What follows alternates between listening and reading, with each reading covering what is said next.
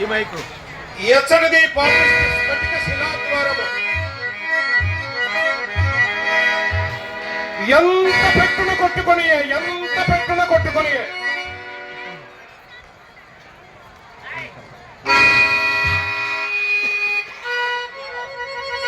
ఎంత మాయగనున్నది. ఇసట ద్వారము లేదే, పరికింపగా ఇసట ప్రకృతియే నిశ్చయముగా ఈ ఆరాధన పరిహసించుచున్నట్లున్నది.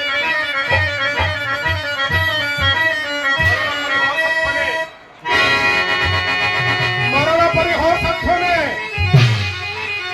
అవరోధ జనుల పరిహాసత్వనే,